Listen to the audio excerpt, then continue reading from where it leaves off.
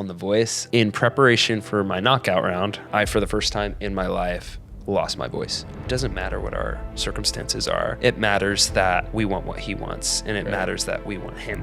The amount of times I've prayed, Lord, take this desire of music away from me. It's a scary prayer because I don't want him to do that. If it means I get to properly abide in him and properly be with him, then Lord, help me want that. I want to want that more than I currently do. In my ears, your voice is like a Rolls Royce. Going on the town with the boys. With the boys. It's going to be 6 hours of this. 2 years ago, you were on The Voice. Oh! And I was like, that's noise. But the judges didn't make the right choice. Hey! Yeah, boy. Marcello Greco, everybody. Yo, welcome to the show, dude. What a way to start the show off. What a way. Yeah, baby. Have you seen Minecraft? Not yet. Oh, you got to see it, bro. I haven't had the privilege. Got to go see it. Got to yell Chicken Jackie. Chicken Jackie. Chicken Jackie? Chicken Jackie. Chicken Jackie. Have to. Bro, I'm so glad you're here. Dude, thank you. Marcello. Can I'm going to call you Marcello. Do it. Because that's what you're trying to go by now. That's right? my government assigned name. Dude, you're one of the most joyful people I know. And I was watching your audition on The Voice earlier today. And John Legend really did say it best. He was like, when I turned my chair, all I saw was the joy that was just exuding from you. And since I've known you for 2 years now, I can't say anything but the exact same. I think ever since you walked in our door for the first time, it's just been joy, joy, joy, joy, joy. And you don't wait for the other person to exude the joy before you do. And it's just really admirable. So yeah, I'm glad you finally wanted to hop on and chat with me. Dude, it's an honor. That's such a privilege to hear that. Thank you so much. Dude, of course. And I will 100% say, like, that moment when John said that on the show, like, it was solely from God. Oh, yeah. Like, so affirming. Yeah. I can't even imagine. One hundo. I think there was just, like, what's also fun is a couple minutes before I, like, actually hopped on and did the blind audition, my pastor from my home, like, gave me a verse in Philippians. What is it, like? Rejoice. Again, I say rejoice. That's cool. I can't think of the rest of the verse, but I just had this, like, moment right before I walked on stage of, like, wow, like, Lord, what a unique opportunity to just, like, praise you in this setting on live television and just, like, give you all the glory. Like, that's so sick. So, Lord, just, like, please help me reflect you well while I do that. Yeah. And he did. And then John Legend's like, yo, you have joy, bro. He didn't say that. He said you exude joy. You exude joy. I watched it today, dude. Yeah, your memory's a little fresher than mine, man, for sure. But yeah, I keenly remember him noticing joy, and I was like, wow, thank you, Lord. It's not mine, it's his. So. Right. That's who you are, and I think you just exude joy because you allow God to just, like, work through your heart. So the reason why I wanted to have you on is not only because of that, but just the way that you handle yourself through all the ups and downs of life. And I think that's why I think this conversation is so important for everybody who's listening to hear, is because, like, you've seen your dream kind of go valley, peak, valley, hill, valley. Like, you're on this kind of, like, roller coaster that everybody is. Like, everybody goes on it. But the way you handle yourself and the way you've surrendered your dream to God in times when most people would either, one, just give up completely or let things go to their head and just completely chase without realizing that in a moment God's, like, doing something special. So Yeah. I want to talk a lot about that. Yeah, there's a lot to talk about with that for sure. I feel like, first of all, thank you for saying that. Like, I'm so encouraged to hear that. Of course. But there's this ongoing daily journey of surrender. Like, even today, like, and we can talk about it, but, like, I had such a mentally taxing and emotionally taxing week because I'm carrying the weight rather than putting it off of my shoulders and placing it at his feet. Yeah. And that's just like, we'll talk about it. We'll talk about it. Let's talk about it, bro. Well, first of all, I want to talk about your experience, obviously with music, but on The Voice specifically, because that's where the turning point kind of happened for you. We were chatting the other day about it, and you were talking genuinely about like specific moments that happened on the show. Yeah. And so I want to hear first, just what was your experience on the show, just in a nutshell, and then how did you come to the point of like, not the breaking point, but like the turning point essentially? Yeah. So my experience actually on the show was incredible. It's what gave me the affirmation to like actually move to LA, and gave me like exponential fuel to just like see what happens if I really pour all of my energy into music and in this career path. Some things that I think are really worth mentioning with my experience on The Voice is it's truly God that put me there, and God that took me out. Because it was not my first time auditioning for the show when I actually made it. I auditioned like, I think a total of 5 times from 2017 to when I actually made it on the show in 2022. That's crazy. Yeah. And the key difference between, I truly believe the key difference of making it on the show versus not making it in all the previous attempts was my heart posture. Because up until, like, each time I auditioned, there was a heart posture of like, Lord, like, I'll include God in it, and I'll say, Lord, like, I pray I make it to the next round. Like, I pray for success, and I pray for this and that. As anybody would. As anyone would, yeah. Sure. But I mean, there's nothing wrong with making it to the next round. yeah, and there's nothing wrong with wanting to be, like, making progress, and there's nothing wrong with succeeding. Right.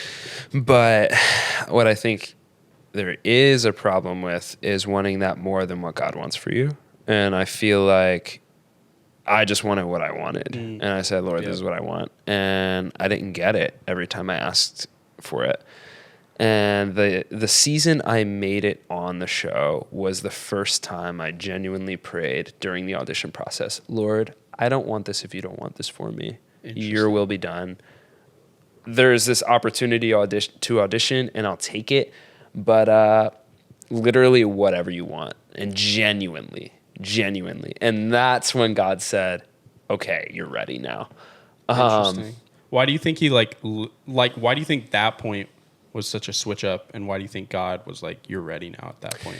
Yeah, I think it's because there was authentic surrender. There's not this like, I'll say the right things so you can give me what I want. It's like, no, there's genuine sacrifice mentally and like in a heart posture of sacrifice of like, what, like, I don't care. I actually don't have any emotional ties to this thing that I'm doing. Yeah. Like, it's not going to destroy me if I don't get it. Yeah. Like, I'm just going to be pleased that you're going to do something. That's cool. And God knows more than I do. And I think that's the heart he wants from us every day is like, it doesn't matter what our circumstances are. It matters that we want what he wants, and it matters that we want him. Yeah. And at that time, during the season that I was auditioning, I was finally like, during that time, in a position to feel that and give that to him. That's crazy. So then, what happened then? Like, because you said there was a moment where like something extreme happened that made you not able to like perform or something. Yeah. So during my blind audition, it was like an abundance of experiencing gifts from the Lord of like, okay, I'm making progress on this show. I've never made this type of progress. NBC is flying me out to LA. It was a dream of mine to move to LA since I was 18, and I'm experiencing it for the first time at 22. Everything's paid for. They're paying for me to be out there. They're paying for my room and board and food and blah, blah, blah, blah. Living the dream, bro. Living the dream. Life. Yeah. Yeah. Small town boy from Pennsylvania. Yeah, You're yeah. ripping it. What and- town in Pennsylvania are you from? 20 minutes outside of Philly. Okay, Philly. So it's called Philly. Chester. Sick. Shout out to Chester. Chester. Shout out to Delco, baby. Delaware County. Yeah. My whole time during the blind audition, which is the first round, I was just in this state of awe of like, Lord, quick question. What did I do to deserve this? I actually did nothing to deserve this. You love me so much that you have decided to bless me in this abundant way.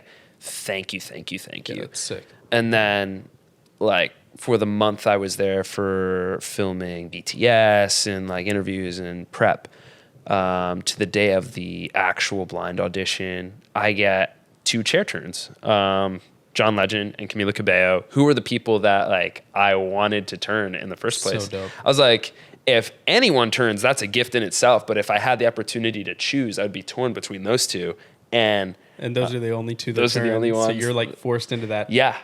You can't even what's it called? Wow, I can't talk today. You can't even like consider the other 2. Yeah. Who were the other 2? Gwen Stefani and Blake Shelton. That's right. Yeah. Dang, bro, you didn't want to be on Team Blake?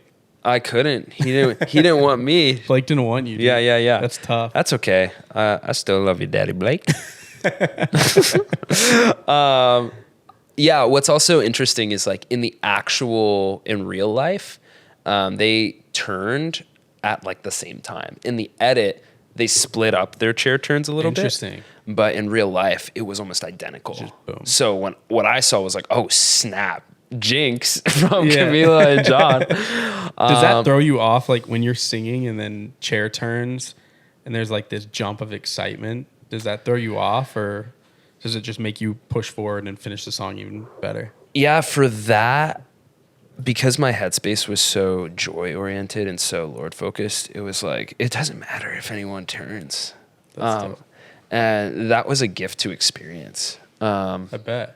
It was It's like complete peace in the moment. Yeah. You're not anxious about like, oh, like I'm singing and I'm like halfway through or I'm 3/4 through and I don't have a chair turn yet. Like, let me belt this note like higher so I can get Blake to turn around. Bro. That's crazy. I was privileged to like not experience that. It was just so awesome. Like, this opportunity to be here is the gift. And let me just like honor you with it. That's sweet. So that was like an all-time high. And get 2 chair turns. I choose Camila. And I'm riding this high of all like, Lord, what just happened on this Wednesday night? Like, I get a chair turn from Camila on The Voice, and now we're having In and Out after. It's like, that's so cool. Yeah, it's bananas.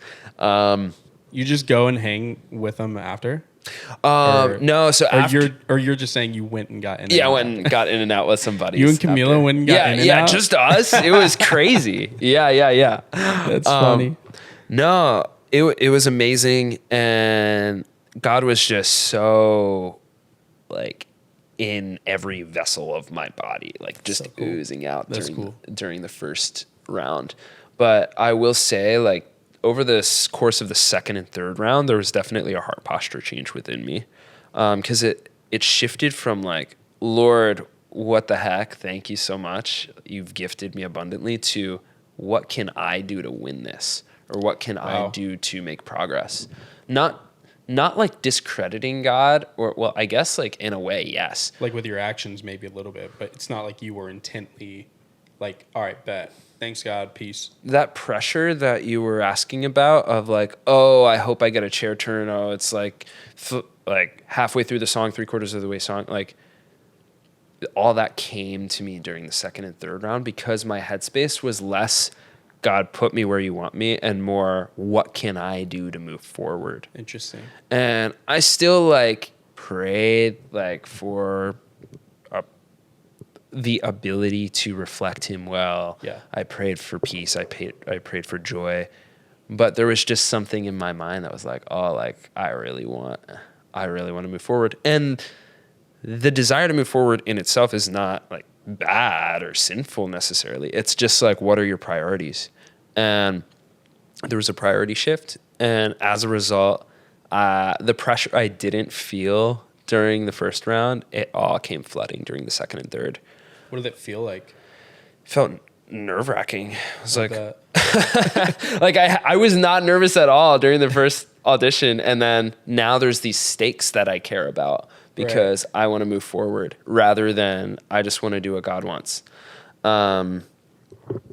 And yeah, it was super stressful. So how the show's formatted, first round's the blind auditions. You get your chair turn, and someone picks you and you're on their team. And the second round is a duet. So now the teams are situated and you and someone else on your team do a battle round, and the coach chooses who moves forward. Gotcha. So during my battle round, my nerves were through the roof. It wasn't my best work, and I somehow still made it through. But Interesting. yeah, like Camila still chose me, even though I like was fully like, I don't think Just this not is there. it. Yeah. I'm not here. To the point where, when she chose me, like my face is like on live television. I'm like, what? literally, I was so distraught. I was I can like imagine. emotionally distraught that I won because I genuinely believed like I shouldn't have won. Right. I thought my partner should have won. And my partner, also a believer. So it was like really crazy, like chatting with her after and being like, yo, like, just like, it's the Lord's timing. And like, this is you. And this was us. So it's like, God's in control. And I'm like, oh my gosh. Like, Meanwhile, you like feel like a fraud almost in the yeah, moment. 100%. I'm like, crazy. what Yeah. did I like should not have won that. And I I think they cut my second round edit like exponentially because like what you don't see is the interviews after where they're like, how do you feel? Like, what's everything? And I literally said to camera and to the interviewer, like, yo, I should not be here. Like, I should not have won. Like, Constance totally won Wow. that. I don't know what I'm doing here. That was wrong. Like I said that. And like I said all the things where it's like you can't really reconcile to make this look like I'm just like vibing because I'm not vibing. Bro. Right. You're just like dead in camera. Yeah, I'm like yo, this is not it. This is not it. I should not be here.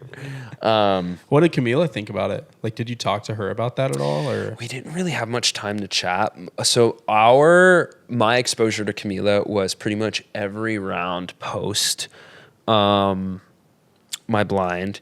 We'd have about 45 minutes with our coach going through the technique of the song that we were doing for the next round. Yep. So it was really cool to experience like intentional feedback from her. Yeah, that was really great.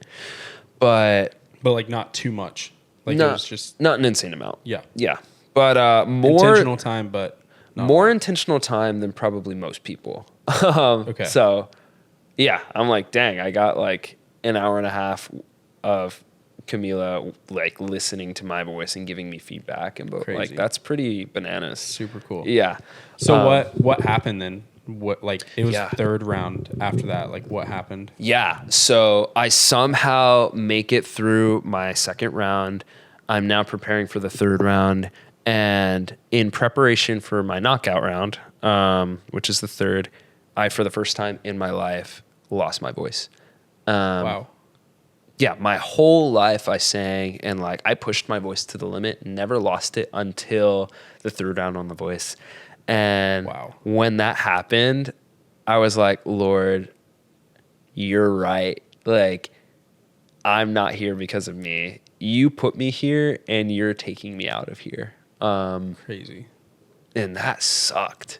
I bet. It sucked so much because it's like I know what I'm used to being, like what I'm usually able to do. I'm pretty confident in it, but the Lord like completely removed that from me. I just had to like deal with it. Yeah. So my voice was taken away for the first time in my life, and as a result, my confidence was shot, and my faith in progressing was shot. So by the time I can't imagine. by the time it's like the day of our knockout round, our third round, I'm walking on stage like I lost already. I'm walking like to the gallows You're of defeated. yeah. You're just like head down. Yeah, like Charlie Brown, like I guess I'll do my song now. Backing up to kick the football. You're just like yeah. It was like the whole time I was just thinking like, and I was watching my I guess knockout partners do their song. Right. So for my knockout round, I versed 2 other people that each individually did their own song. So I did my song first and then watched them. And as I was watching them, I was like, wow, like this is so good. And I'm grateful that I get to watch this, but I know this is my last time on the show. So did you go out with a bang, or did you just kind of like, dude, I lay couldn't. down and take it? Yeah, I don't even sing. I'm like, whatever, bro. Yeah. You can like play the track. I'm not doing it. I'm going to do 5-minute observational stand-up comedy. How we doing tonight, gang? Bro, imagine you go on The Voice and you just walk out, and instead of singing, you just start doing stand-up comedy. Yeah. Turn the music off. Turn the music off. What's the deal with airline food? Am I right? Camila, I'm looking at you. Yeah. Yeah. Blake would choose you. Yeah, Blake would. Boom. Yeah. He's like, that you was return. funny. Yeah. There's something about you, boy. I love that it. was funny as hell, man. Yeah. You're going to Hollywood, brother. It's funny. Yeah, but I was super defeated, and Yeah, like that's humbling, man. it was so humbling. That's humbling. I was like, God literally was like, nah, like remember who put you here? Like, yeah, I'm taking you, and I just Pulled the rug out. Yeah, pulled the rug, and I hated that during the time, but now I'm so grateful for the timing of when I was taken off of the show to like now, because so much of my life revolves around that timeline, like now. Interesting. Because Like how? Like what? yeah, so immediately after I got off the show, I had 2 major things in my mind that I had to get done, which was start releasing original music, release my first EP, which I ended up doing the following year, early 2023, and also like move to California, move to LA. And if I made it one more round, all of the work that I put in would have been delayed by about 3 to 4 months, which would have delayed my music coming out, which would have delayed, more importantly, would have delayed my move to California, which I think the timing of when everything happened was just so pivotal to the relationships I have now, the church I'm a part of now. Yeah, 100%. Like in what ways? Yeah, so around September of 2022, I made the decision in my mind, like, I'm going to move to California. I'm going to try to move to LA, and we're going to figure it out. And from the jump, like the first thought process I had was like, Lord, I want to move to California, but I'm not doing this without you. So just so we're on the same page, if you don't want me here or you don't want me to move here, like close the door. Don't let it happen. Yeah. Otherwise, bless it. Yeah. Well, I can imagine after going through something like that on The Voice and just realizing like how tangible he's working, you're just like, all right, yeah, totally, dude. Anything that you want, I'm game. Yeah, 100%. It goes back to like surrender. It's like, here's what I want, but if you don't want that for me, then help me not want that. Which is such a weird thing to do and say. Yeah. And hard, but it is hard. Definitely weird. It's very hard. But it's really fun and exciting when those things kind of like coalesce within one another, or it's like me wanting something can also be something that God wants as well. And I think the thought process is like, as you press forward to him and you spend more time with him and you're more one with him, you reflect him more. So therefore, his desires will reflect your desires and your desires will reflect his desires. It's like symbiotic almost. Yeah. It's like if he's all we want and that's genuine, like our desires are going to reflect what he wants.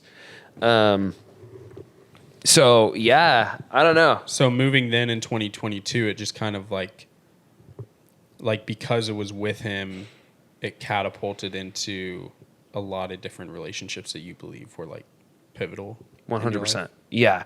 So it was so evident in my life that my journey on The Voice was him bringing me in and taking me out. So it's like, all right, I know this is how life can be for the rest of my time here on earth. Mm-hmm. So like, let's do what he wants and let's figure it out.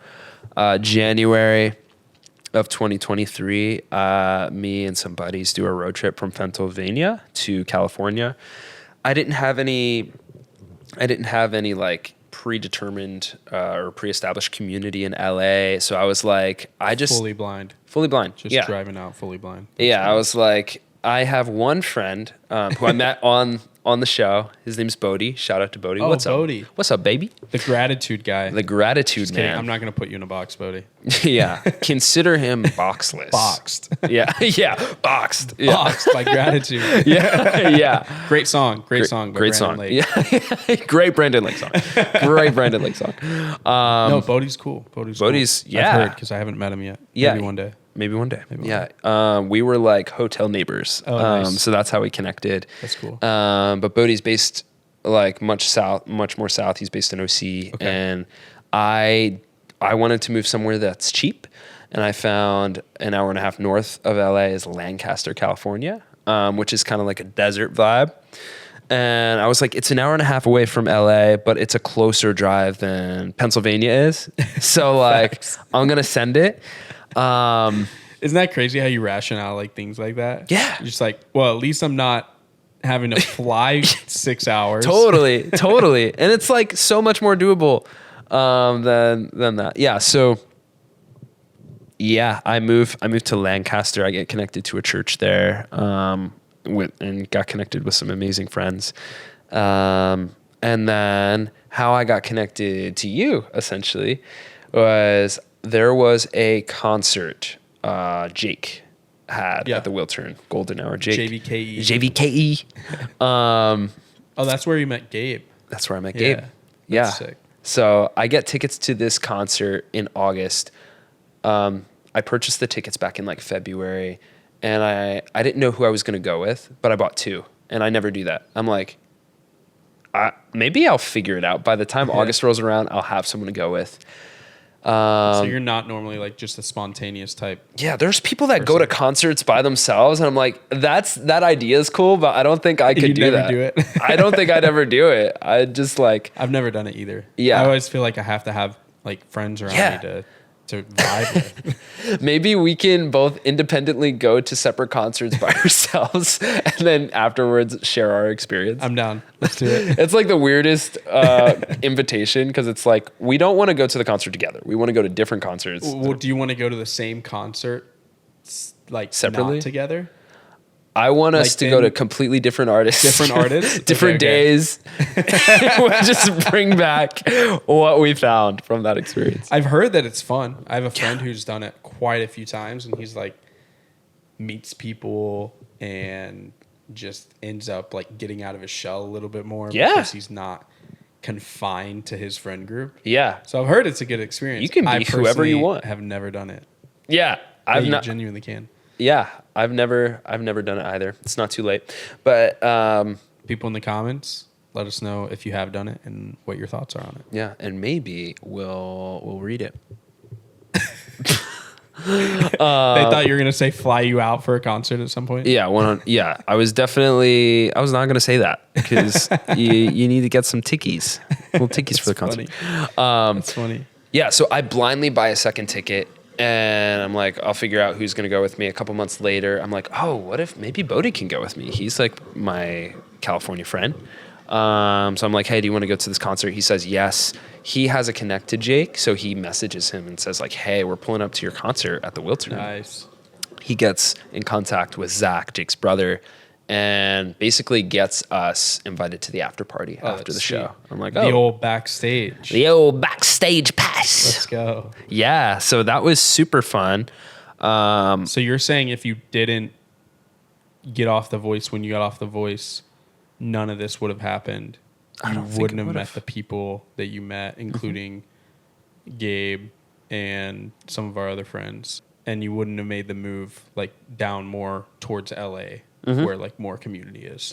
Yeah, because I met our friend Gabe through that concert, and the odds of me still going to that concert had I made any more progress on the show would have been pretty slim because my priorities were completely different. So therefore my whole timeline of what actually happened would have been shifted. Got it. So for all I know, I might not have moved to California until like April or May. Interesting. Or maybe June, July, closer to when the concert was. And the concert would have been the last thing I was thinking about because it would just be like settling and finding community and blah, blah, Right. blah, blah, blah. Yeah. So yeah, I meet Gabe, who's a pivotal player in my life, and the Lord truly used him. So me and Bodie go to the concert. We go to the after party after the show, and he's making epic connects with people. I'm standing next to him because I'm kind of awkward, and I'm just like looking at everyone. There's probably like 70 people and some kind of loud music. Great vibe. I just don't know anyone, so I'm a little like... You're just like standing in the corner. Yeah. And then Gabe, who I've never met before, looks at me across the room, points at me and says, "Hey, this guy looks like a sick guy to talk to." And I'm like, okay, we're about to talk, and that's going to be great because I'm not talking to anyone right now. We chat for like 5 minutes, and it's a blast. I find out he's a believer. It's clearly evident, like he loves the Lord. And also another thing about this season of life that I'm in a funky spot where I'm not sure where I'm going to live in the next year because this is like August of 2023. I moved in January of 2023. So I'm like, when my lease ends, do I renew in Lancaster? Do I move to OC because I know a little more community there? Do I move to LA? I want to move to LA, but I don't know anyone here. Right. And like going back to what I said earlier, it's like, Lord, I don't want to do this without you. I feel like having a church community feels really important. Yeah. If I'm going to confidently move there. I talked to Gabe after like several months of anxiety of like, where am I going to move? He's like, yo, you should move to this area in LA. You should move to Culver City. And after months of feeling heavy, like anxiety about where to move, suddenly like the anxiety just like cleared my mind and cleared my heart by Gabe, who I just met. And I was like, I should move to Culver City. I've never met you before, but you're right. Gabe doesn't even live in Culver City. Like, bro doesn't even live there, and he's like, you should move there. And I'm like, yeah. And yeah, that was like the start of like a really pivotal part of my story because we connected over the phone and over socials. We got coffee. He invited me to his church, which is now my church. Crazy. And yeah, like after he was like, you should move to the West Side, I was like, I don't know what the West Side is, but I should move there. You're right. I should move to the West Side. That's insane that you said like him just telling you that in a 5-minute conversation got you to the point where you were just up and ready to move and you had like perfect peace and clarity. Yeah. Yeah. And it's like, I also want to be careful. Like, I wouldn't consider myself... I consider myself someone that's pretty methodical. So although I was like super stoked on that interaction, I didn't like immediately move out of my apartment and just like walk around the West Side until I found a place or whatever. Yeah. There was still a lot of vetting of like, well, he is stoked on this one church. Let me visit that church. He's stoked on the people around him. Let me meet those people. It sounds great, but let me experience it myself. And I did. And I was like, oh, you're right. Like, God's moving here. That's so cool. In the middle of LA. Crazy. So, yeah. But just a moment like that, like catapulting you into a new trajectory that you didn't know was even possible and a new trajectory that you didn't even know was going to happen, yet being at complete peace with where you were headed in it. Yeah. That's insane. It is insane. It doesn't really like make sense. Just another factor is I really felt the peace of the Lord through the interaction I had with Gabe. It just felt very intentional beyond just some guy being nice and charismatic. Yeah. It was like, no, the Lord's hand is with him and with this interaction. And the following weeks and months that played out of me, like, getting to know him more, getting to know the community more, like, it just checked out. Right. It was consistent, which just further validated that interaction, that 5-minute interaction. It's like retrospectively after vetting, it's like, oh yeah, that was right. That was God. Right. Because now we're here. Yeah. Because I met Gabe through you. Yeah, Or I met you through Gabe. Me through Gabe. Yeah. Yeah. And now we're here. And I can't say I'd trade it for the world. That's wild. So, yeah, God is good. His All the timing is time. great. That's so cool though to see like your life go from 0 to 100 to 0 to like 100 again in a completely different way, and then not be in a place where you're freaked out by it. Mm-hmm. Yeah, I think there is you can't be freaked out if you're like abiding in him. There is this thing a pastor back home said to me that just really resonated with me. What was that? He said, you can't experience anxiety and joy at the same time. It's a binary. You're either anxious or you're joyful. And throughout my life, that's been my experience. I think there's like a neural pathway situation. I'm not a biologist, or I don't know how our body works. I just know it works. Yeah. But from what I understand, like, it's physically impossible for those two things to coexist within the same brain, within the same body. Yep. And I've heard the same thing. and yeah, I experienced that on The Voice. I had no anxiety on The Voice. I had joy for the first round, and then the second and third round, I had anxiety. And No I joy. tried to fake my joy. That's It's crazy. Like, I'm like, I'm happy to be here, and that's true. But I'm also like about to piss myself because for all I know, this could be my last time here. And the same goes with my move and the people I connected with. Is like, I felt his hand. I felt good about it. I felt good about not having a plan as to how I was going to move where I moved. I just knew, like, Lord, I feel you moving. You want me here. It seems really evident. I don't know how I'm going to go here, but I'm going to do it. Yeah. And Step out in faith. Yeah. Or something. And then I did. Or like, he put me there, I should say. Yeah. I didn't do anything. And that walk You did a little something. did a little something. Yeah. I've been learning it's good to attribute.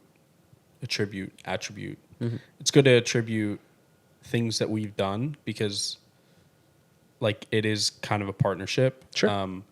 I think the reality of sin is that we can't do anything to like earn a salvation. But when it comes to mission calling that we have here on earth, we're called to be a partner and also use the brain and the gifts and the talents that God's given us to actually, work and put hand to soil. That's really good. Yeah. Yeah. I think I need to be reminded of that, because there's so much of me that wants to just be algorithmically programmed to just abide in whatever he wants. Like, Right. dude, like, I don't want to mess up. Just like, tell me what to do. True. But we're not robots. Yeah. We got free will, baby. We do. We're not robots. I think that's like a beautiful thing about having a relationship with God and like stepping into calling with him is it's a choice that we make out of free will, and we still have free will in kind of like how that comes to fruition. It's like, okay, God, you've called me to build intentional community. That's like a big calling on my life. And I've seen that over and over, and it's confirmed over and over. How do I do that? How do I go about building intentional community? That's like partly up to me in different choices that I have within the designed will of God and within the designed giftings that he's like given me to. So you got to partner it. That's really good. You got a partner, cowboy. Got a little partner. Got partner. No, that's really good. No, I think it's dope though, like hearing you talk about where you've come and kind of how you've come through that, the journey of the voice and the and moving to California and like taking these leaps of faith at different areas of your life, and then having moments where you were filled with anxiety and filled with joy and kind of like understanding and learning the will of God in your life through all of those things. It's just really inspiration. It's really inspiring to hear, because oftentimes, all the time, it's so hard to surrender that daily life to God, and the daily habits, the daily desires, and then also just ultimate dreams that we have. Like being like, okay, I know I want this and I know it's from you, but like I'm going about it the wrong way. I'm just going to give it completely to you, and whatever you do with it, cool. Like I'm chill with it. That's so good. So good. And this experience of being filled with joy and just like being at utmost surrender and holding the weight of the world in my life is very cyclical. And I feel like... In what way? Where it's like I have seasons where I literally don't care what happens to my life, because like I'm just letting God do his thing. And then as we swirl around the other side, it's like, oh, well, I really want to do this thing and I want to give it to God, but I really want this thing. And that just keeps going back. Like the isolated version is going back to the voice, where it's like around if it's a mountaintop of like, the higher up we go, the more we go joy, anxious. Yeah. I had a condensed version of that, like round 1 filled with joy, round 2 and 3, anxious, I get booted, and then we're back around to joy of like, oh, I get to like start this new adventure and move to California, blah, blah, blah, blah. And now like where I am today right now is I'm back on the anxious side, because I'm, as of right now, like doing what I can to steward the gifts the Lord has given me in music, to like pursue that and make that like a thing. Yeah. Pursue that in career. That's a deep desire of mine, which God knows, but also I need to make sure that I want him more than I want that. And I was talking to Miranda earlier today, and she said this thing that... Your girlfriend? My girlfriend. Nice. Yeah. She said this thing that hit so hard. She said, you're running really hard towards these career things and you're burning out. But like, what's it look like if you run even harder towards Jesus and run even harder towards the Father who gave you the talents to even like pursue these things to begin with? Right. And I need to absorb that right now. Like I hear that in my head, but I need it to like drench my heart, because I'm actively like figuring out like, Lord, how can I actually surrender and give it to you? He knows the desires of my heart. He knows them deeply more than I do. But I think my biggest fear is like pursuing something that requires a cost of relationship with him. And I'm just very afraid of the thing that I want would cost that. And I'm like, Lord, if that's the case, like change my desires immediately. Right. Like the amount of times I've prayed over the years, Lord, like take this desire of music away from me. It's a scary prayer, because like I don't want him to do that. Obviously. But if it means I get to properly abide in him and properly be with him, then Lord, help me want that. I want to want that more than I currently do. Yeah. Has he taken that desire away from you? No. But I just hope that he does if it means that I'll actually be in his will and maybe like, or actually be in the plan he wants me to abide in. Yeah. And there's a world that we're still like 2-track and like. Well, I was going to say, if he hasn't taken that desire away from you and you're pursuing it still, obviously someday he could. Yeah. But Tomorrow he could be like, move to Canada and be a stockbroker. Right. But I think in the moment when that happens, if it's happening. So I don't think you should necessarily worry about it not happening. You know, like if you've prayed this prayer over and over and over, you're like, God, take this away, take this away, take this away. And he hasn't taken it away. And you're still pursuing him and you're still pursuing music, then bada bing, bada bong. Sure. Pursue it. Pursue the heck out of it. Yeah. Because obviously that's something he's still placed like directly on your heart. Yeah. As a passion, as a dream, as a desire. And like you said, if you're desiring Christ, his desires become your desires. Sometimes the desires that we had before we truly pursued Christ were his desires, and we just didn't necessarily know it because we weren't fully pursuing him. And so we think like, oh, like this is of the world, like this is something that isn't for me. But like you're someone who's genuine and humble and pursuant of the things that God wants for you.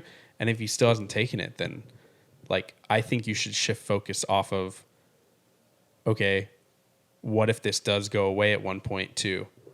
I have it. Let's run toward it. God gave me this pursuit or gave me this dream. Let me pursue it.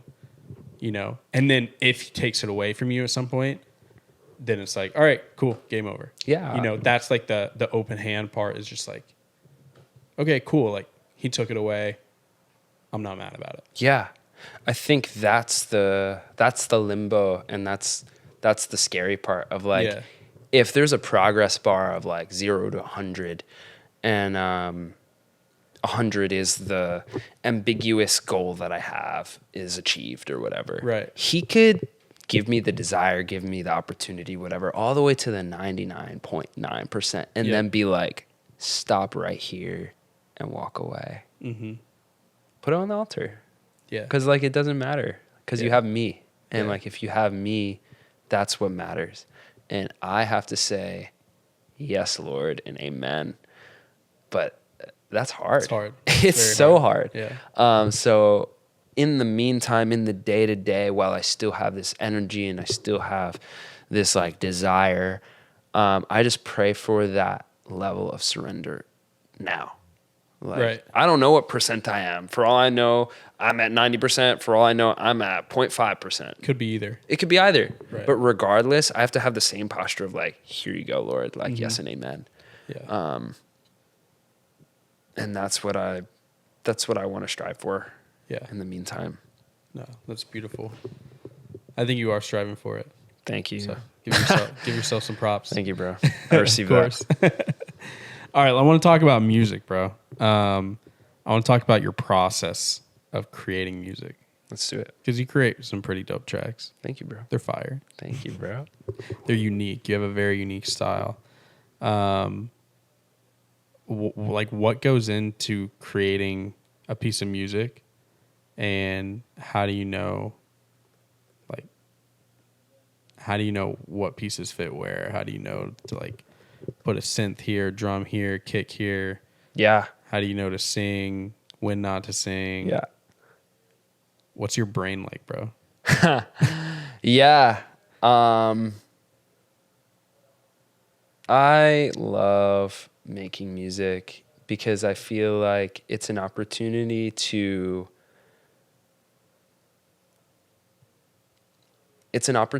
for myself and other people to like experience what's inside my head and what's in my brain. With the actions and the process of making a song and producing a song, it's like any idea that pops in my head, I view as a puzzle piece. And the objective is to find the puzzle that puzzle piece belongs to. So I might have a lyric that I made in 2019 be a puzzle piece that connects to another lyric I write tomorrow. Interesting. And then it took however many years, but that becomes that's the puzzle. And I've waited so long, but it exists. And That's so wild. yeah. So it's not like this, like I sit down and crank it out in like 2 hours. Sometimes it is. Really? Yeah, sometimes it is. I've had experiences where I wrote and produced a song overnight, and I was like, wow, I wish this was every day, because it feels awesome. And it also feels like such a gift from the Lord. It's like, Lord, like you just like open the floodgates of ideas and the stars are aligning. Right. And I ride that high. But there's also elements where it could take years for the song to be fully written. It could take months for the song to be fully produced, whatever. Is that frustrating when It can be. But how worth it is it when like you're on the other side of that long process and you're like, this is it. Yeah. I have a song that I released on my first EP. It's called Cripple Me. It's honestly one of the songs I'm most proud of, both lyrically and production wise, because it's so unique. And there's a lot of depth that I felt I put in there. And it's one song that I almost cut from my EP. Really? Yeah. But I wrestled with that song for probably about 6 months. And then at the 6-month mark, things finally clicked and I was like, okay, I think I got it. And now it exists. And I've had the privilege of talking to people that experienced it and were like, someone said this to me. I played it live for the first time ever back in November of 22. And someone went up to me and said, you literally just wrote a song about my life. Wow. And I was like, oh, that's crazy. That's trippy. It is trippy. And a new sense of fulfillment was unlocked for me in that. I was like, wow, like the Lord has allowed me an opportunity to speak into other people's lives and like tell their stories. Mm-hmm. That's powerful. When you didn't even know you were telling. I didn't even It's know. not like you went to them, sat down for 3 hours and Yep. they're like, all right, let me write a song now. Yep. It just matched. They were just like, this is it. I was like, holy moly. That's wild. Praise the Lord. That's and wild. yeah. And that was Cripple Me, you said? Yeah, it's called Cripple Me. And our boy Hudson shot a music video for it. He did.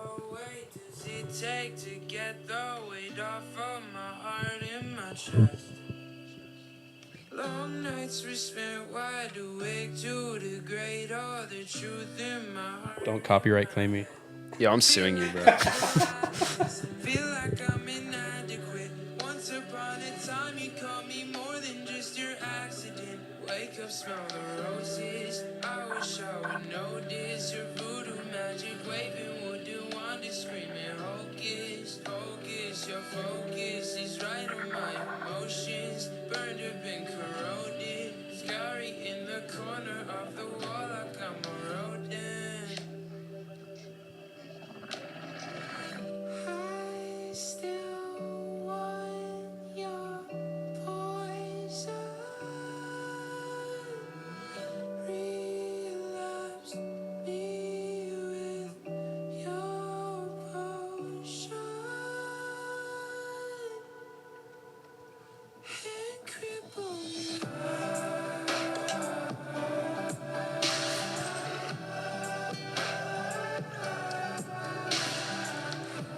It's crazy. Thank you, That's bro. good. Thank you, bro. It's a weird song.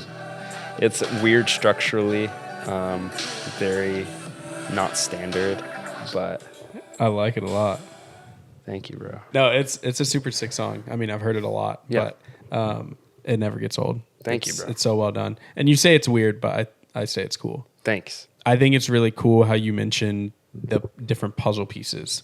Like, I've thought a little bit about that concept and kind of subconsciously known it's to be true. It's like you're always trying to figure out, okay, where does this creative idea go? How does it fit? Even within my life, like different things that are flowing, whether it's like created to create related, business related, family related, friend, like what all these different buckets in life. And whenever I have an idea, like I have to put an assignment to it. I have to assign where it goes. But you talking about the way that you kind of formulate your ideas when it comes to music, and then you kind of like put a hold on this one, start a new one, and then while you're working on this one, you're like find something that fits in this other project that you started way back, and you like finally put a piece there, and then you're just kind of like delegating all around, and then you kind of get a song once in a while, and you're like, oh, this is finished. Yeah. It's cool. I feel like in my brain, there's this massive, like 20-foot, like high library with like rows and rows and rows and rows and rows of drawers. And each drawer has one idea. Wow. And it's just like, I'll scour that constantly in my mind, whether it's like a drum loop, whether it's a lyric, whether it's a melody. And sometimes like you just like luck out and you pull the right drawers and you put them all together. It's like, oh my goodness, this was here the whole time. I had these 3 ideas, but never like combined them. While also generating new things. So I think I've had the privilege of people asking me like for advice with music and creation, Including myself. Let's go. Cello gave me voice lessons for like a couple months, actually. It was fun. Yeah, it was really fun. You taught me a lot. Dude. Taught me how to breathe, dude. Let's go. I wouldn't breathe when I was singing, and then you taught me how to breathe well, and it changed the game. It's a game changer. Yeah. It's intentional breath work, like really makes a difference. Huge difference. Yeah. Yeah. I hit notes I never thought I could hit. Not like that. Even You're hurting better. people's ears out here. Yeah. No, that was a great time. But, so fun. Yeah, there've been people that have been like, what's your process, and like, what do you do, and like, what do you recommend for writers, and blah blah blah blah. And it's like, just document all your ideas, and don't like doubt your ideas. Put them out on paper first, and then judge it after. Don't prejudge it, because if you prejudge an idea, then you prevent it from existing, and then next thing you know, like you could have missed out on this thing that if someone else heard that would have been like the start of something really sick or whatever. Right. But you just caged it. Yeah, it's like Boxed it up. Didn't even let it out. Yeah, it's like you didn't make a voice memo of that idea because you thought it was dumb. But now that voice memo doesn't exist, and like 2 days later you don't even remember what it was. But like, what if you recorded that 2 days later and you're like, oh, what if we did this instead? And then next thing you know, you're building a new piece of work. It's like, I don't care how dumb my idea is or that I think it is. I'm going to jot it down because you never know what it could turn into. I have so many silly sounding voice memos where I'm like hitting a water bottle on my leg because it's making a silly sound. I'm like, boom. And like, maybe that'll sit there and just like take up the 10 gigs of iCloud storage that I have. Or maybe I'll stumble on that one day, maybe tomorrow, maybe 10 years from now. And I'll be like, oh snap. Like if I produce these drums with that groove and do this other idea I made yesterday, like that's a song. Yeah, that's crazy, dude. That we even have the capability of doing that. Like we're not cavemen anymore, dude. We can't just like rock.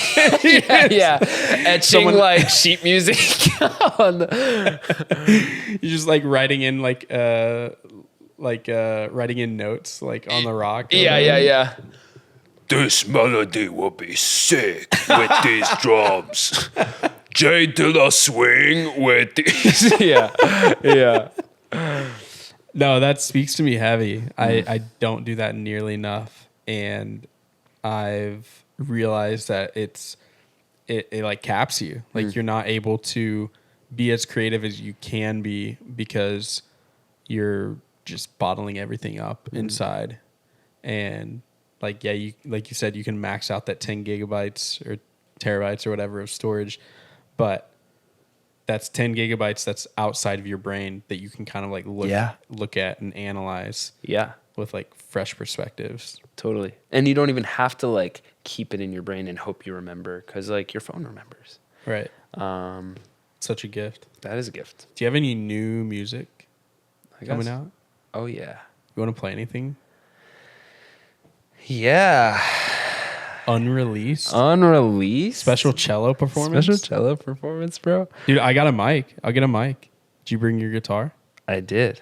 Dude, let's rip it real quick. Dude, let's rip Yeah, it. yeah, let's do it. Let's do rip it. Special just for you guys. Marcello Greco is gonna play us some music. Hang around tight. We'll be right back. Hang real tight. Please. All right, I think I just. Oh boy. You ready? All right, unreleased, unnamed by Marcello Greco. Yeah. This is for you guys. Let's do it. Special. This is special. Shout out to Connor who helped write it. Connor.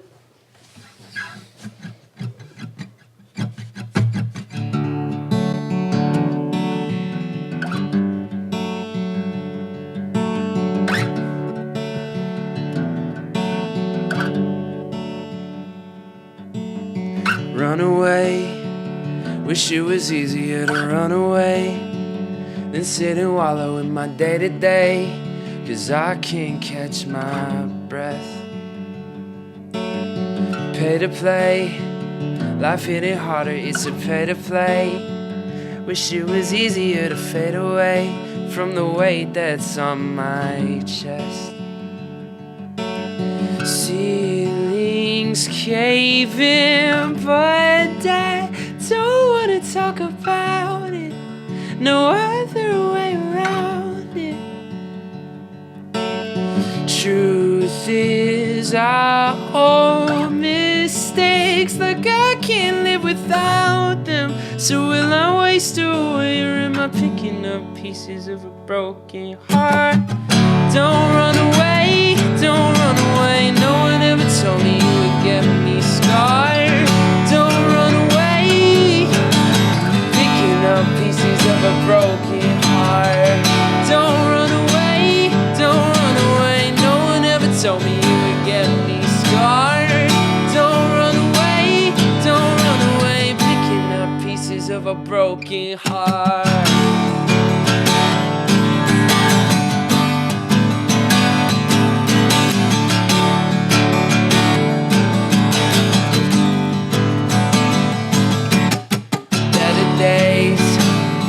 I'm praying for some better days. I'm getting tired of the real estate, always burning in my mind. And I wanna know, is there a way to live and not be cynical? Getting too emotional, predictable. I'm becoming emotionally unavailable. Temporary dopamine closing in and controlling me, holding in me in my, oh frick. Here we, temporary dopamine closing in and controlling me, holding me in my head, and I'm spinning. It seems what I'm thinking when all of my thoughts are sinking, comparing myself, oh my freaking word, baby. Woo! We gonna get it. All right. So good, dude. That's so good. You want me to? Finish it out. Yeah. 1, 2, 3, 4. Temporary dopamine closing in and controlling me, holding me in my head, in my bed, and I'm spinning entropy. It seems what I'm thinking when all of my thoughts are sinking, comparing myself to artists who went and already made it. My ceilings caving, but I don't wanna talk about it. No other way around it. Please, I hold mistakes like I can't live without them. So will I waste away, or am I picking up pieces of a broken heart? Don't run away, don't run away. No one ever told me you would get me scarred. Don't run away, picking up pieces of a broken heart. Don't run away, no one ever told me you would get me scarred. Don't run away, picking up pieces of a broken heart.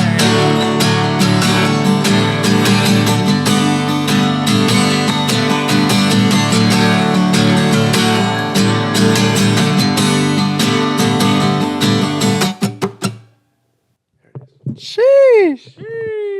Dude, that's fire. That's so good.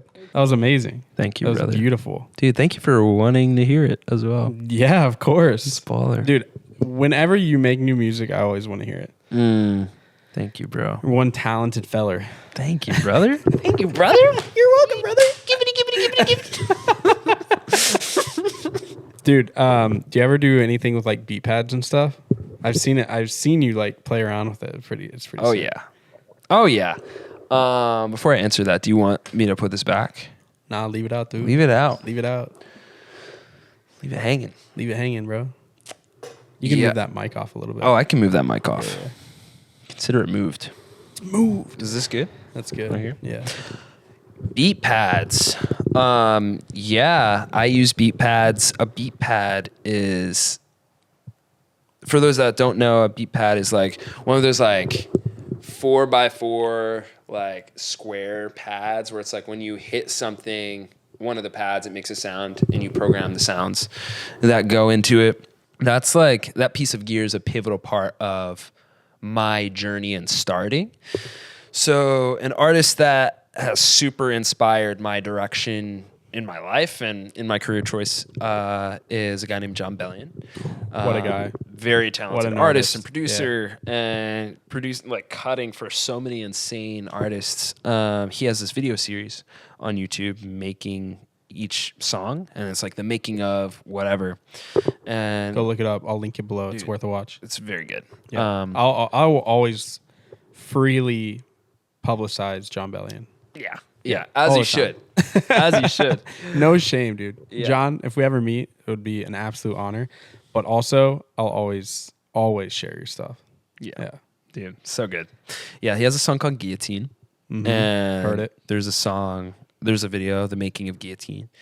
And he has this beat pad where he's just like, the drums are sick. He has this sample locked in with it. And you can just tell, like, he is at the peak of joy. Like, in this moment, he's just like vibing and discovering this amazing thing that was just created. Peak vibes. And you can just tell he's having so much fun. And throughout this video, you're just seeing the excitement that he's having during the creation of the song. And during this video, I had this moment of like, wow, that's what I want to do. That's what I want to be when I grow up. I want to do that. I want to experience what he's doing. And at the time, I had no idea what music production was. I had no idea what music software was or anything. But I saw this beat pad that he had in the video. And I was like, whatever that is, he's making really cool sounds with that thing. I'm going to look it up on Amazon and buy it. So I bought the beat pad that was in the video with hopes that like I would just immediately be John Bellion and hit the same buttons. Obviously, and yeah, that's how where it are the works. John Bellion buttons? That's how it works. Yeah, that's how it works. I found out it's not how it works. So actually, it doesn't work like that at all. the magic slipper doesn't fit. Yeah. No matter how hard you try. It's but a vessel for your ideas. You put in your own sounds and you control it how you want. Hence, it's a controller. And it just took me down this rabbit hole of music production and like had this realization of like, wow, like I can put my brain, I can make people listen to my brain. Like, how cool is that? That's bananas. So since that time, that moment in like 2017, when I watched that video to now, like that's what I want to do is I want people to hear my brain and I want to hear my own brain, like what it sounds like. And it's been a lot of fun. Dude, I can't even imagine. I mean, I don't even know what I would put on a beat pad first. What was the first thing you threw on there? The first thing I don't know, dude. I don't think you want to know, bro. I mean, do I not want to know, or is it like not appropriate to know? It's not like an appropriate thing. It's like a cringe thing. I want to know then. Dude, I was like 1 month in to Ableton, which is my music software. Yeah. And I like made a loop, a beat. And I thought this John was hard, bro. It was back when I was sound like. Dude, I wonder if I have the Snapchat. Yeah, I like took a Snapchat of my computer screen and I like had the thing of like, oh, I just made this like wear with headphones for highest quality. But it's like that's not how it works because I'm videoing my computer. Like it's not the actual audio, so like doesn't make sense. Right. Anyway, It's not that eight. Have you ever heard of the 8D audio? no. It's like the surround sound. Oh type yeah, audio or it's whatever, like Dolby where you're just Atmos. you're like Snapchatting Dolby Atmos. That's like, basically the energy. put your headphones on. Yeah. Go to your best theater and like pop this on. I just remember like listening to it like 2 years ago or whatever and being like, wow, I cannot believe I was proud of this. And I put this on my Snapchat story like, yo, I'm freaking Timbaland, bro. Yeah, it was so bad. And yeah. Yeah, like that's rhythms great. off. I wish I did that. What'd you do? Like duck sounds or something? Twinkie bonka bonka bonka, Twinkie bonka bonka. Yeah, dude, I don't remember. I just remember being like, quack, quack, quack. I'm John Bellion. yeah, sign me right now, quiggity quiggity quack. Dude, I don't know. It was so bad. If I find it, which I might be able to find it tonight, I will regretfully share it with you. I would love that. But it was horrible. It was so bad, but I was so proud of it. As you should be. And then I think there's so many times where, like, in your creative journey, you have things that, like, maybe you're not proud of now, but the fact that you said, like, the fact that you did them and put them out there made you better. yeah, And it made you able to, like, analyze it, you Totally. know, now and realize, oh, yeah, that wasn't that great. that was actually really bad. But somebody liked it at one point. And that somebody was exclusively me 30 seconds after I made it. And now there are 0 people that like that. Oh, my gosh. But I will say one thing that was super rewarding in my journey as growing as a writer and a producer is I eventually made something and I showed it to some friends. And it was the first time I was like, oh, like I actually want to show someone this. Like this feels like it's worth showing. And there were people like that never listened to anything I made. And they were like, oh, like this is actually good. Yeah. Like this is a real song. Such a cool feeling. And yeah, it's a cool feeling and it's really edifying as well. It's like, oh wow, like I'm trying to make real songs. And you just said it sounds like a real song. Like that's huge. I remember the first time I showed my parents like any sort of film that I had made. And obviously like that feeling times 100. Yeah. Because they're just like, oh. Didn't know this is what you were talking about when you said you picked up a camera. Yeah. And I'm like, thank you. Yeah. Yeah. Like that means the world. Mm-hmm. To have your parents like understand a part of you. But anybody really, your friends, like family, whatever it is. Yeah. Yeah. It's even fun like when there's people you haven't really met before and they just somehow like they hear your music because you're at an event and like they listen to it there or whatever. And someone's like, oh, that sounds like a real song. Like, that's legit. You're like, thanks. That's what I was gunning for. That's literally what I was going for. So me and Hudson shot Cripple Me, and we premiered it at the film festival, Fuel the Fire. Fuel the fire. And I'm still super freaking proud of that experience in that video. I don't think I'll ever not be proud of it. Such a dope video. I'll link it below. Yeah, bro, do it. But I, like last month, chatted with someone who was at the film festival who I didn't meet. Oh, wow. And we were talking about like what we do, and I was saying like, oh, like I do art stuff. Talked about the music video, described it, and he was like, oh, I saw that. That was like a real music video. And I was like, thanks. It was supposed to be. They're like, so I'm glad that you thought that. Mission accomplished. Literally. Because Yeah. imagine like I'm thinking like it's legit and it's not. Like, Right. I think that's the thing about artistry and like at least this aspect of the creative journey is like you have to be really honest with yourself. Like, is it up to par with your competitors? Is it up to par with the people that are already where you want to be? Right.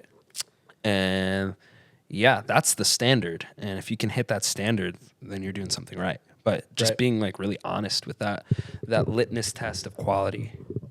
And it's like so cool to put something out and get live feedback like that, because you know that the people that you don't necessarily know that are giving you that feedback are holding your quality up against the quality of the people that are doing it at that level, because that's what they're consuming on a daily Yep. basis. So that's what they're like measuring it to. Yeah. Meanwhile, like other artists probably will do that, but sometimes might be tainted by like, oh yeah, like you're my homie. That Yeah. was great, Yeah. dude. Like so good. Totally. And meanwhile, like to get the feedback from somebody that doesn't really know you, you just get blatant honesty. Yeah, You're like, yeah, 100%. that sucked, bro. Yeah, that was Maybe bad. they won't say it, but you'll see it in their eyes Or- way more clear. Or they'll say it's good and you can tell they mean it. Because it's like, Right. if you have no relationship equity, like if this person that I chatted with and met with, we have no prior relationship equity. So he has no like, he doesn't have to compliment the music video. No. But he chose to do that because that's what he thought. Like Yeah. he said like, oh, this is legit. Or when people like comment on YouTube or whatever, it's like, oh, like I really like this. Or whatever. It's like, I've never met you before. You voluntarily chose to say that was great. Yeah. You're not like my mom, where it's like, that was so great, sweetie. Oh, love it. Love the movies you're making. And it's like, no, like this is just a random guy that just digs it. So that's like what's super, super encouraging for sure. So confirming. Yeah. It's always cool to get that confirmation. Mm-hmm. Yeah. Well, as a friend, you make sick stuff. Thank you, bro. You're welcome. Thank you. Yeah. What do you what is most exciting for you when it comes to moving forward, and how do you plan on getting there? Yeah, it's been a lot of strategy starting last year. Last year was a year of like getting this year's plan started, of getting the songs mostly written and produced to the best of my ability. And then this is the year of releasing. So the goal is to have, by the end of 2025, 10 to 15 songs out. Heck yeah. Yeah. With a 4 to 6 week rotation. So we get a song a month? About that, yes. About a song a month? Song a month to a song a month and a half. Okay. That's the goal. I'm going to hold Faith out for a song a month. Dude, yeah. Yeah. Let's go. That's the goal. So this is the year of doing that, being consistent with the content. And I haven't shared this publicly, but really, so at the end of 2025, top of 2026, the goal is to package it in a way to pitch myself to a label, Beautiful Mind, which is John Ballion's label. No way. He's the artist. You trying to get in there? I'm trying to get in there. Get in there, bro. Like John Bellion, if you're listening, 10 Rock, if you're listening, bro, like check it out, bro. That's another second thing. that. 10 Rock's a producer on the Beautiful Mind label, and we exchanged DMs. He like posted on his story looking for songwriters, and I like swiped up, and he got back to me saying like, dude, would love to hear some stuff. Wow. Which feels like super like, oh my gosh, like first of all, thanks for taking the time to like respond and be open to hearing my stuff. Right. But it also like, that's such a dream of mine to like actually be in that Get in vein, that room. get in that Yeah. room, and work with 10 Rock. He's just so freaking talented. So it's kind of like a glimpse of like, oh, this could actually happen. So how can I steward this to the best of my ability? So Right. 10 Rock, if you're listening, I love you. Check your DMs, baby. Check your DMs later this year. Check your DMs later this year, you know what I'm saying? Holla at your boy. You're crazy, bro. Yeah. I don't know how I made it on this earth this long, acting like this, bro. Acting a fool. Acting a fool this way, bro. Life's too short not to act a fool. It's true. It's true. Praise the Lamb. Hey, praise the Lamb, praise the Lord. Hey, Throw it up. Throw it up there. Hand of God. dude, thank you so much for coming on. I love hearing all the new stuff that's like happening in your life, and I love hearing the music that you're putting together. It's beautiful. But most importantly, it's just like so cool to continue to watch you trust God with your dream. And a dream that, from where I'm sitting, is like honestly such a big dream, but also attainable because of how talented you are. And so for you to sit there and be as humble as you are and give it to God and just not try to take it and run with it yourself is really cool. I just need to have that headspace, and Lord willing, like he'll just let me have that the whole time. I think you will, bro. I think you're going to impact a lot of people. I'm going to say it here first. Your music's going to touch a lot of people. You're going to play in some pretty influential spaces. I believe it. Thank you, bro. You're welcome. I mean that. I mean it, dude. I mean it. You're incredible. And it's an honor to know you and to call you a friend. So I'm glad I get to have you on my podcast as a friend. Yeah. Not as a, let me interview you. Yeah, get out of here, bro. Yeah, no, this is it, bro. Bro, look at your posture Dude, right now. yeah. Regardless, yeah. Just happy to be here, brother. Just happy to be here. If I ever go on a podcast, I'm gonna do that. I'm just gonna. This is the posture, guys. Yeah. This is the posture you want to have. It's just. Thanks so much for having me, Jimmy Kimmel. So when I was writing Cripple Me, I was like, I was actually crippled. Yeah. The inspiration came to me after I fell off a 50-foot cliff. And as I was getting carried by a helicopter to the hospital, I was like, yo, this would be a sick music video. This would be sick. Just in the pretzel position. For 6 months. 6 months is crazy. Yeah, I mean, you got pretty good at it. So Yeah, a lot of practice. It's true. Marcello, dude, thank you so much for coming on, bro. Thank you, brother. Love you It's to a the pleasure. moon and back. Love you, doggy. Oh, my yeah. God. That hurt. Oh, No, it yeah. didn't. But in a good way. In the best way possible. Thanks for listening, guys. As always, we'll see you on the next one. Peace.